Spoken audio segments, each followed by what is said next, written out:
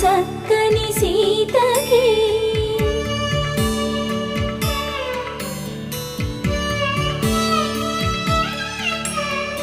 ఎర్ర జాబిలి చేయి రాముడేడని అడుగుతుంటే చూడలేదని పెదవి చెప్పే చెప్పలేమని కనులు చెప్పే నల్ల పూసై